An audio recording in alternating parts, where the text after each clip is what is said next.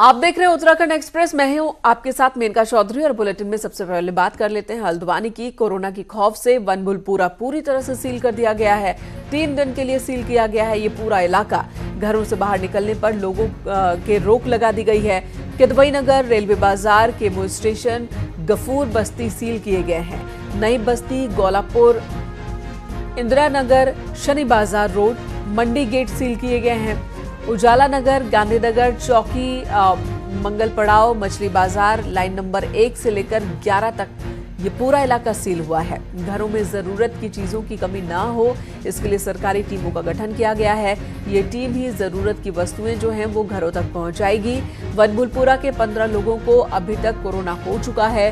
10 हल्द्वानी और 5 यूपी के रामपुर में भर्ती हैं।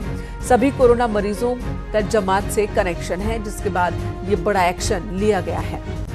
शैलेंद्र नेगी हमारे सहयोगी इस वक्त हल्द्वानी से हमारे साथ। शैलेंद्र, एक बड़ा एक्शन लिया गया है, उम्मीद की जा रही है कि इसका असर भी देखने को मिलेगा। एक तरफ संक्रमण को रोकने में कामयाबी मिलेगी और दूसरी तरफ इस इलाके में हो सकता है कुछ और जमात से जुड़े लोग भी हों, उनकी तलाश भी मुमकिन हो सकेगी।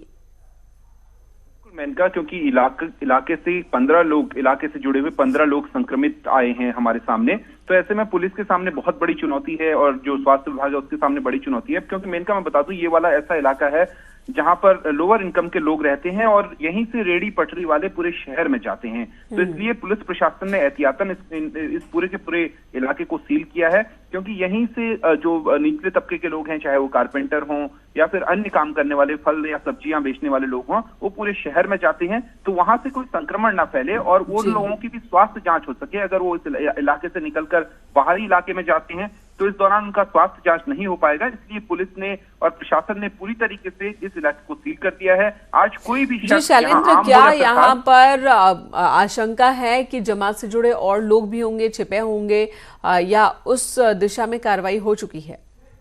देखिए, उस दिशा में कार्रवाई हो चुकी है। जो जमात से जुड़े हुए लोग थे उनको तो क्वारंटीन किया गया है, लेकिन जो जमात से जुड़े हुए लोगों, जो इन्फेक्टेड लोग हैं, उनसे कौन कौन लोग संपर्क में आए, उनकी स्वास्थ्य जांच की जा रही है। 10 बकायदा हेल्थ टीमें लगाई गई हैं जो घर घर जाकर के, जिसमें डॉक्टर्स हैं, नर्स हैं और फार्मासिस्ट हैं, उसके अलावा जो अटेंडेंट हैं, वो सभी लोग जा रहे हैं और 10 टीमें अलग अलग बनाई गई हैं और पूरे इलाके के एक एक घर में जाकर के एक एक शख्स का की स्वास्थ्य जांच की जा रही है। किसी को सर्दी जुकाम बुखार की शिकायत तो नहीं है, कोई किसी अन्य चीज से पीड़ित तो नहीं है, तो इसकी एक एक की जो हेल्थ स्क्रीनिंग है वो की जा रही है जाकर के। तो बिल्कुल शैलेंद्र, हमारी अपील होगी इस इलाके के लोगों से कि वो भी प्रशासन का सहयोग करें। जो मेडिकल टीम वहां पहुंच रही है, प्रशासन के लोग वहां पहुंच रहे हैं, उनकी मदद करें, क्योंकि कोरोना को लड़ाना है तो मिलकर ही ये लड़ाई लड़ी जा सकती है, घरों में छिपकर नहीं हो सकता। धन्यवाद शैलेंद्र इस वक्त पूरी जानकारी देने के लिए। इधर उत्तराखंड में यूपी की तर्ज पर कई हॉटस्पॉट चिन्हित किए गए हैं और इसे लेकर अधिकारियों से राय ली गई। देहरादून, हरिद्वार समेत 4 जिलों पर पूरा फोकस है। हॉटस्पॉट तय होने के बाद इन इलाकों को पूरी तरह से सील किया जा सकता है। देहरादून में कोरोना पॉजिटिव के सबसे ज्यादा मामले सामने आए। कुछ ऐसी ही स्थिति हरिद्वार में भी। 4 जिले हैं कुल उत्तराखंड के जहां पर कोरोना पॉजिटिव मरीज सामने आए हैं और इन जिलों को हॉटस्पॉट के रूप में चिन्हित किया गया है।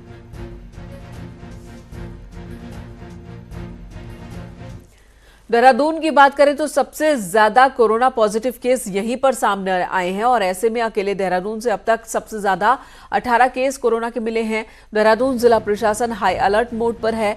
Kargi Grant, Indian Forest Academy, Bhagat Singh Colony को सील किया गया है और अब यहां पर कम्युनिटी सर्विलांस और तेज कर दिया गया है। घर घर हेल्थ वर्कर्स को भेजने के साथ ही प्रशासन ने सील एरिया की निगरानी शुरू कर दी है। सरकारी कर्मचारियों की मदद भी ली जा रही है। भगत सिंह कॉलोनी से सर्दी जुकाम वाले ऐसे 2 लोगों की पहचान की गई है। उन्हें दून हॉस्पिटल में भर्ती कराया गया है। इस कॉलोनी से अभी तक कोरोना पॉजिटिव के 3 मामले सामने आए। ये कंटिन्यूअस वहाँ बात कर रहे हैं और वहाँ से ऐसे लोगों को निकाल रहे हैं। कल ऐसे 2 लोगों को जो है हमने वहाँ से ले आ करके हमने दून मेडिकल कॉलेज में सस्पेक्ट के रूप में एडमिट किया है और उनके जो है सैंपल्स लिए गए हैं और वो सैंपल्स भेजे गए हैं।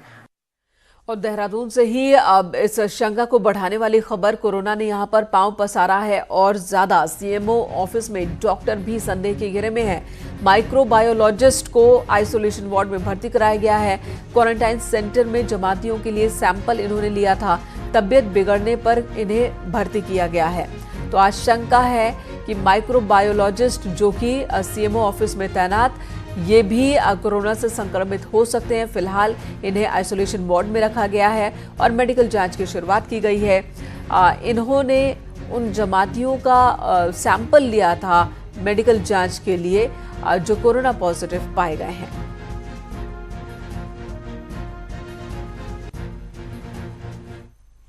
इधर पुलिस ने जमातियों पर सर्विलांस तेज कर दिया है। 5 पर मुकदमा दर्ज हुआ है, 12 की तलाश जारी है। पिछले 3 महीनों में 1493 जमाती उत्तराखंड आए थे। 1481 पहचान के बाद क्वारंटाइन किए गए, लेकिन अभी भी 12 जमाती ऐसे हैं जिनका कोई अता पता नहीं है। तो ऐसे में पुलिस ने सर्विलांस तेज कर दिया है। इनकी तलाश और ज्यादा गंभीरता से और तेजी से की जा रही है। तो कुल 12 जमाती अभी भी हैं जिनके बारे में कोई जानकारी प्रशासन के पास नहीं है। ये या तो उत्तराखंड में ही कहीं अलग अलग जगहों पर छिपे हो सकते हैं या फिर दूसरे राज्य को निकल गए हो सकते हैं, लेकिन फिलहाल इनकी तलाश उत्तराखंड में चल रही है। प्रशासन पूरी तरह से मुस्तैद है। अपील भी की जा रही है कि ये छिपे नहीं बल्कि सामने आए, मेडिकल जांच के लिए सामने आए। अगर कहीं कोई कोरोना से संक्रमित एक भी शख्स इनमें होता है तो उनकी वजह से कई और लोगों की जिंदगी जो है वो खतरे में पड़ सकती है।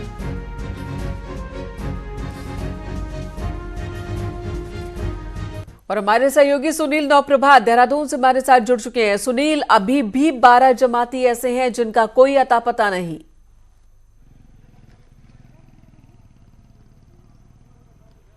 बिल्कुल मैंने कहा, हम इस बात की गंभीरता को इससे समझ सकते हैं कि प्रशासन ने जो सर्विलांस है वो तेज कर दिया है।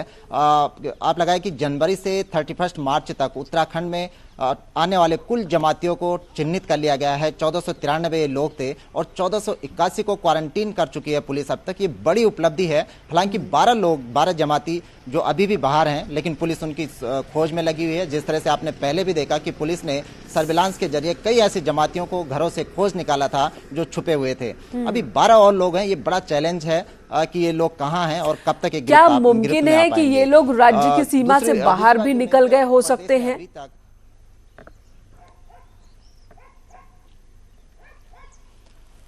ये भी मुमकिन है कि ये लोग राज्य की सीमा से दूसरे राज्यों में चले गए हों। जिस तरह से अभी भी 250 के आसपास जो जमाती हैं उत्तराखंड से, वो अन्य प्रदेशों में हैं। कल डीजी लॉ एंड ऑर्डर का बयान था कि इन जो लोग बाहर हैं अभी भी, जो जमाती जो उत्तराखंड से अन्य प्रदेशों में गए, इन लोगों को भी चिन्हित कर लिया गया है। वहाँ के पुलिस प्रशासन से जो बातचीत उत्तराखंड पुलिस प्रशासन की हुई, उनके अनुसार इन सभी लोगों को, सभी जमातियों को क्वारंटीन किया गया है। लेकिन ये बड़ी उपलब्धि है, वाकई सुनील, ये बड़ी उपलब्धि है। और इसी बीच जो खबर आ रही है कि जो क्वारंटाइन एरिया है, जो सील किए गए जो एरिया हैं, उनमें बढ़ोतरी देखने को मिल रही है। अब इस बारे में भी बताएं कि वहां पर किस तरह से काम हो रहा है। जिन इलाकों को सील किया गया है वहां के लोगों को कोई दिक्कत ना हो, इसके लिए क्या व्यवस्था की गई है? देखिए, मैंने कहा उत्तराखंड के कुछ इलाकों में, जिसमें देहरादून है, हरिद्वार है, रुड़की है, आपका नैनीताल का बनभूलपुरा है, उधम सिंह नगर का इलाका है, यहाँ पर कुल मिलाकर 14 ऐसी कॉलोनियाँ हैं, 14 ऐसी बस्तियाँ हैं जिनको कंप्लीटली सील कर दिया गया है। और ये एहतियात के तौर पर कर दिया है, क्योंकि एक के बाद एक मामले लगातार यहाँ से आ रहे थे।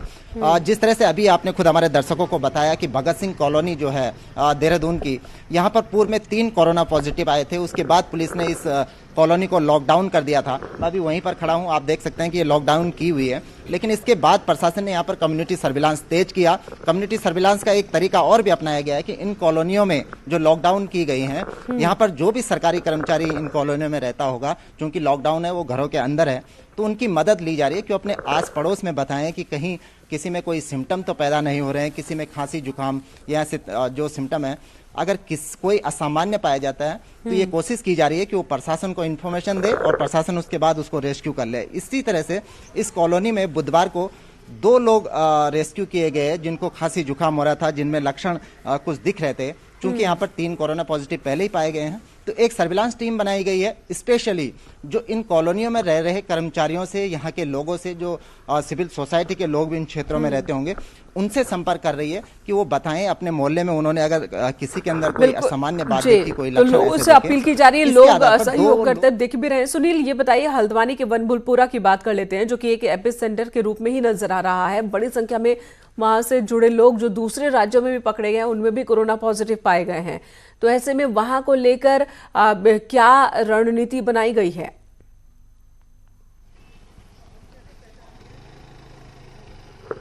देखिए, प्रशासन जैसे मैंने पहले भी कहा कि बेहद गंभीरता से इस पूरे मामले को ले रहा है, और उसका उदाहरण आपने देखा कि किस तरह से जो सर्विलांस है वो बहुत तेज कर दिया गया है। इन तमाम कॉलोनियों में अभी तक जो जरूरी सेवाएं थी, जैसे जो दुकानें थी अंदर, जो जनरल स्टोर थे जहां से लोग सामान्य अपने दैनिक जीवन की चीजें खरीद सकते थे, उनको भी अब पूरी तरह से बंद कर दिया गया है। और किसी भी तरह से कॉलोनी के बाहर से न कोई अंदर जा सकेगा, न कोई बाहर आ सकेगा।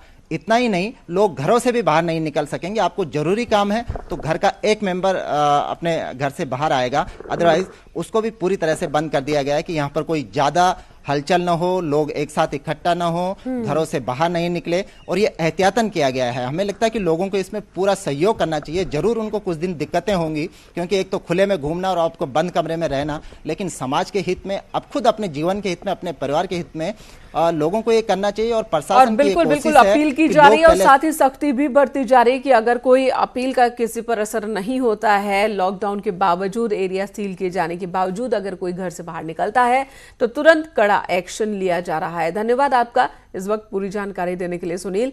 तो अपडेट, आज का पूरा हाल बता रहे थे। 17वां दिन है लॉकडाउन का, और ऐसे में उत्तराखंड की क्या स्थिति है, सुनील हमारे सहयोगी बता रहे थे। चलिए, लॉकडाउन को लेकर सख्ती है, बावजूद इसके हरिद्वार की तस्वीर आपको हम दिखाते हैं। प्रशासन की लापरवाही यहां पर सामने देखने को मिली है। लॉकडाउन के बावजूद दिल्ली से 20 नेपाली नागरिक हरिद्वार पहुंच गए। सिडकुल थाने के ब्रह्मपुरी चौक पर पुलिस को ये नेपाली मूल के नागरिक मिले। करीब 3 दिन पैदल चलकर ये सभी यहां तक पहुंचे थे।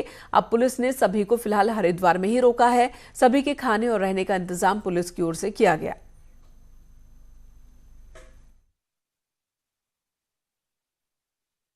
ये अभी हमें सूचना मिली थी कि नेपाल से लगभग दिल्ली से लगभग नेपाल के कुछ लोग 20 लोग यहाँ पे हरिद्वार पहुँचे हैं। तो हम लोगों ने भी इनसे बात करी है कि तो ये बता रहे थे कि वहाँ पे काम करते हैं, दिल्ली में विभिन्न जगहों पे काम करते हैं। कुछ लोग फैक्ट्री में काम करते हैं, कुछ डोमेस्टिक वर्कर्स हैं, और कुछ लोग होटल्स में काम करते हैं। तो ये वहाँ पे से 3 दिन पहले वहाँ से चले थे, और अब इनको ये अपने घर जाने के लिए यहाँ पे आए थे। तो अभी हम लोगों ने यहाँ पे इनको रोका है, इनका मेडिकल परीक्षण होगा, इनको खाने वाने की व्यवस्था इनकी करवा दी गई है, और उसके बाद जैसे भी डॉक्टर मेडिकल टीम का जैसे भी उनकी राय बनेगी उस हिसाब से फिर हम इनको आगे करेंगे, इनके रहने की व्यवस्था। और दिल्ली के सर गंगाराम हॉस्पिटल से ब्रेन सर्जरी कराकर लौटे काशीपुर के एक युवक की अचानक मौत हो गई। बताया ये जा रहा है कि सांस लेने में दिक्कत हुई थी, जिसके बाद काशीपुर में ही युवक की मौत हुई। खबर यह भी है कि दिल्ली में जिस डॉक्टर से युवक ने ट्रीटमेंट कराया था, वो डॉक्टर कोरोना पॉजिटिव पाया गया, जिससे काशीपुर में अब हड़कंप मचा है। पंजाबी सराय के रहने वाले मृतक के परिवार के सभी 8 लोगों को अब क्वारंटीन किया गया है, और पूरे मामले की जांच चल रही है।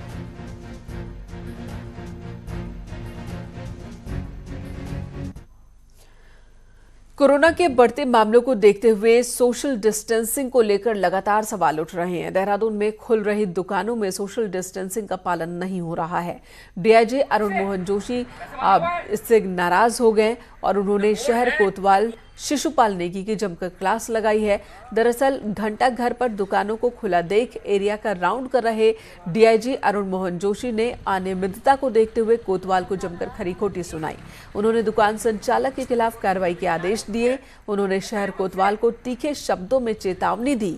यहां तक कि डीआईजी ने कहा कि सोशल डिस्टेंसिंग का पालन न करने वाले व्यापारियों पर कार्रवाई क्यों नहीं की जा रही है।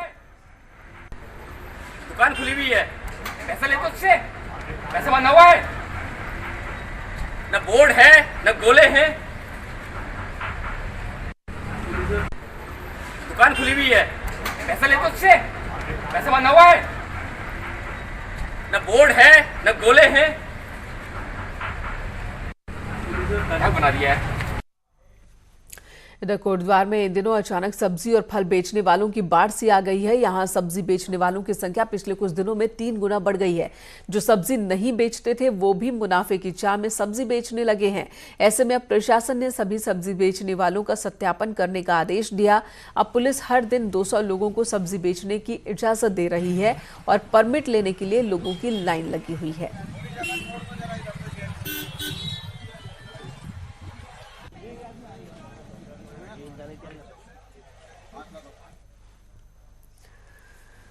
कोरोना संकट के बीच देहरादून में ड्रोन से खाना और राशन सप्लाई हो रहा है और ये सरकार की तरफ से नहीं बल्कि कुछ दोस्त मिलकर कर रहे हैं जो मुश्किल घड़ी में तकनीक का सटीक इस्तेमाल कर रहे हैं।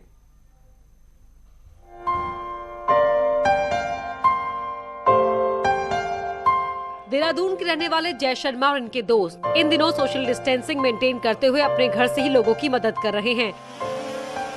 जय अपने ड्रोन की मदद से कोरोना महामारी के समय में लोगों को राशन और फूड पैकेट पहुंचा रहे हैं और इसका आइडिया भी उन्हें इसी लॉकडाउन के दौरान आया।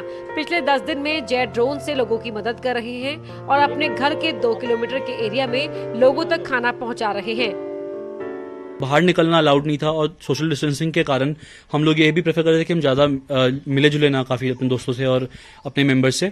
तो फिर मैंने अपना ड्रोन में उसको टाई करके एक प्रॉपर एक पैकेज बना के उसके अंदर 10 सैनिटरी किट्स डाल के हमने उस ड्रोन को फ्लाई किया और ड्रोन इजीली फ्लाई करके मेरे दोस्त के छत पे जा पाया और वहां पर उसने अपना ड्रोन का जो किट था उसको रिमूव किया। तो तब ये आइडिया आया कि क्यों ना ऐसे ही हमारे आसपास के लगभग 2 से 3 किलोमीटर के रेडियस में जितने हमारे जो वॉलंटियर्स हैं, जो मेरे फ्रेंड सर्कल में लोग हैं, उन लोगों को हम जो आजकल हम खाना बनाते भी हैं तो हम वो खाना भी जो बना रहे हैं उनकी भी जो राशन किट्स को हम पैक करके इसी दौरान इसी तरीके से हम लोग भेज रहे हैं अपने जो साथियों को, अपने वॉलंटियर्स को। जब उन्होंने हमें ये बताया कि ये ऐसा स्टार्ट करना चाहते हैं तो हमें लगा कि बहुत इनोवेटिव आइडिया है और हमें भी इनका साथ देना चाहिए। और हम जनरली सोशल कॉजेज में हम लोग हमेशा साथ में ही एक्टिविटीज करते हैं। ये लोग अपने घर पर ही राशन किट बना रहे हैं जिसमें चावल, आटा, दाल, तेल के साथ सैनिटाइजर और एक बुकलेट भी है। आधे घंटे में ड्रोन की बैटरी चार्ज होती है, फिर 10 से 12 पैकेट बांटे जाते हैं और फिर से बैटरी चार्ज होती है। इसी तरह दिन भर में 50 से 80 पैकेट बांटे जाते हैं। मैम इसमें दाल है, आटा है, आलू, चावल, तेल और नमक देते हैं मैम। बहुत अच्छा पहल लगा मेरे को और इस पहल में मैं इतना खुश हुआ कि कोई गरीब भाई बंद दूर होगा उसको इस थ्रू खाना जा सकता है। मैंने मैं वहां पर नहीं पहुंच सकता हूं तो उस भाई के लिए इसके जरिए खाना जा सकता है। आपदा के वक्त में ड्रोन के जरिए जरूरतमंदों तक खाना पहुंचाने का काम अक्सर विदेशों में ही होता आया है, लेकिन देहरादून में इसका शानदार इस्तेमाल हो रहा है और ये आगे भी मददगार साबित हो सकता है। टेक्नोलॉजी का इस्तेमाल लॉकडाउन टाइम पीरियड में कैसे किया जा सकता है, ये मैसेज यहाँ पर देने की कोशिश की जा रही है जय और उनके दोस्तों के द्वारा, जो कि दूसरों को भी यहाँ पर प्रोत्साहित कर रहे हैं कि वो भी टेक्नोलॉजी का सही इस्तेमाल सोशल डिस्टेंसिंग को मेंटेन करते हुए कैसे कर सकते हैं। कैमरा पर्सन भरत शर्मा के साथ भारती सकलानी, न्यूज़ 18 देहरादून। और अपने घर परिवार की चिंता छोड़ दिन रात जान जोखिम में डालकर कई लोग काम कर रहे हैं। तस्वीरें दिखाएंगे आपको इस ब्रेक के बाद।